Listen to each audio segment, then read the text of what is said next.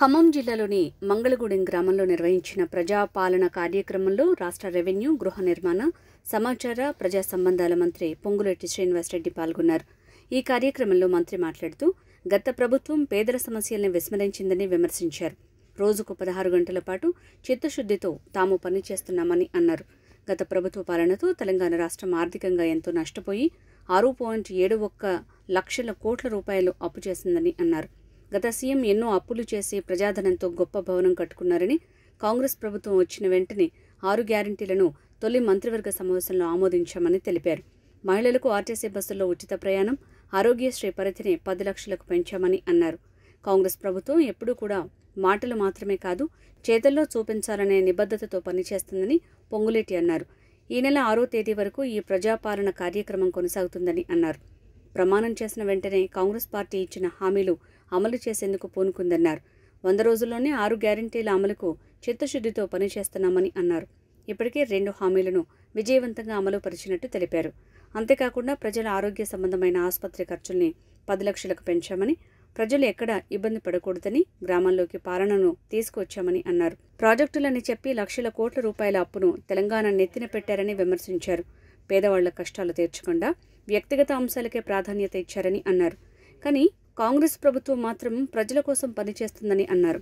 ఈ ప్రజాపాలనలో ప్రజలు ఇచ్చే ప్రతి అప్లికేషన్ కూడా కంప్యూటరైజ్ చేస్తామని, తెలంగాణ ప్రజలు కోరిన కోరికలన్నింటినీ కాంగ్రెస్ ప్రభుత్వం పూర్తి చేస్తుందని తెలిపారు. 100 రోజుల్లో 6 గ్యారంటీలు ప్రతి గుమ్మాన్ని తట్టే విధంగా ఏర్పాటు చేస్తామని చెప్పడమే కాదు, ప్రభుత్వం ఏర్పడిన కొద్ది గంటల్లోనే ఈ 6 గ్యారంటీలకి భద్రత కల్పించే చట్టాన్ని తీసుకొచ్చాం. అధికారులతో నింపిస్తున్నాము. కాంగ్రెస్ ప్రభుత్వం ఏర్పడితే ఏవి 6 గ్యారంటీలు ఇస్తామని చెప్పామో, ఇందాక రేవంత్ రెడ్డి గారి సందేశాన్ని మీ ముందు కలెక్టర్ గారు చదివారు. ఆ చదివిన దాంట్లో భాగంగా ఈ 6 గ్యారంటీలు మంత్రులుగా మేము డిసెంబర్ 7వ తారీఖు మధ్యాహ్నం 1:04 ప్రమాణ స్వీకారం చేశాం. రాష్ట్ర రెవెన్యూ మరియు గృహ నిర్మాణం మరియు INPR మాతులు గౌరవనీయులు శ్రీ పొంగులేటి శ్రీనివాసరెడ్డి గారికి, అట్లానే వేదిక పైన ఉన్న additional collector local bodies Satyaprasad గారు, గౌరవ సర్పంచ్ గారు, అట్లానే ఎంపీటీసీ గారు, అధికారులు, ప్రజాప్రతినిధులందరికీ, అట్లానే ఈ కార్యక్రమానికి పెద్ద ఎత్తున దరఖాస్తులు పెట్టుకోవడానికి వచ్చిన మంగళగూడెం ఊరు ప్రజలందరికీ కూడా పేరు పేరు నమస్కారాలు తెలియజేస్తా ఉన్నాం. పాలన కార్యక్రమానికి విశేష స్పందన వచ్చింది. దీంట్లో మన ఖమ్మం జిల్లాలో ఇప్పుడు దాకా 1,28,000 కుటుంబాలు ఇప్పుడు దాకా మనకు ఈ 5 గ్యారంటీల కింద అప్లికేషన్ పెట్టుకున్నారు. ప్రజాపాలన కార్యక్రమంలో రోజు ఒక గ్రామంలో లేకపోతే ఒక మున్సిపల్ వార్డులో తీసుకొని అక్కడ అధికారులు వెళ్ళి ప్రజాపాలన సభ నిర్వహించి మీ ఇంటికే వచ్చి ఇచ్చారు. ఎలాంటి ఇబ్బంది లేదు కదా, ఫామ్ దొరకలేదు, అట్లాంటిది లేదు. సో సార్, ఈ సందర్భంగా కొన్ని డౌట్స్ వాళ్ళు అడిగారు సార్, అది కూడా సభావేదికగా కొంచెం క్లారిఫై చేయాల్సిన అవసరం ఉంది సార్.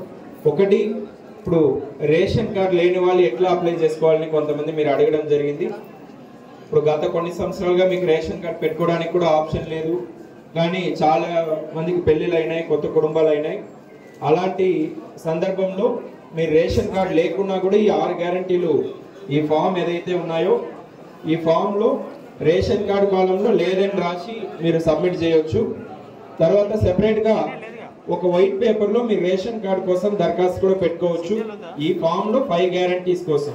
అది కాకుండా ఏమి రిక్వెస్ట్ ఉన్నా కూడా మీరు తెల్ల కాగితంలో రాసి కౌంటర్లో ఇస్తే అది కూడా నమోదవుతుంది రిజిస్టర్లో. సో అట్లా రేషన్ కార్డు ఎవరైనా అప్లై చేయాలని అనుకున్నా కూడా వైట్ పేపర్లో అప్లై చేసుకోవచ్చు. సో దాని రేషన్ కార్డు లేనందువల్ల ఈ గ్యారంటీస్ అట్లా లేదు. మీకు రేషన్ కార్డు కూడా ప్రభుత్వం ఇవ్వాలని గౌరవ ముఖ్యమంత్రి గారు కూడా ఆదేశాలు ఇచ్చి ఉన్నారు. సో దాని ప్రకారం కూడా మీరు వైట్ పేపర్లో రాసి వచ్చి ఇది రేషన్ కార్డు లేదని రాసి ఇందులో పెట్టేయచ్చు.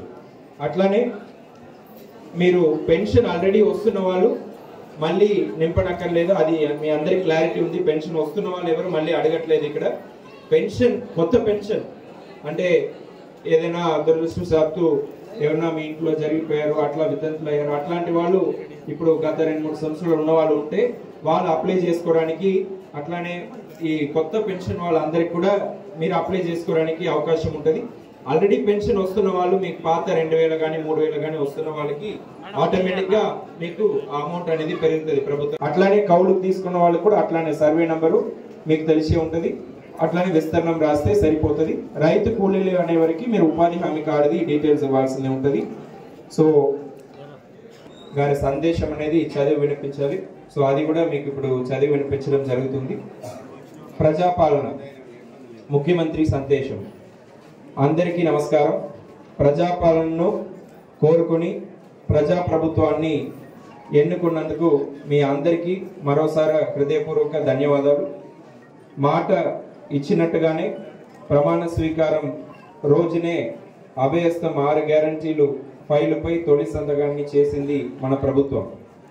కొలువుదీరిన 48 గంటల్లోనే తెలంగాణ ఆడబిడ్డలకి ఆర్టీసీ బస్సులో ఉచిత ప్రయాణం, అర్హులైన వారందరికీ రాజీవ్ ఆరోగ్యశ్రీ 10 లక్షలు వైద్య సాయం గ్యారంటీలను అమలు చేసి చరిత్ర సృష్టించింది.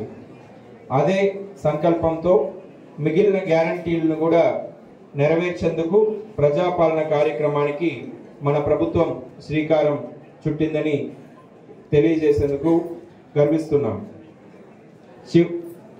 చివరి వరుసలో ఉన్న పేదవారికి కూడా సంక్షేమ పథకాలు అందినప్పుడే ఈ రాష్ట్రం, దేశం అభివృద్ధి చెందుతుంది. ప్రజాపాలన ఉద్దేశం నిస్సహాయులకు సాయం చేయడమే.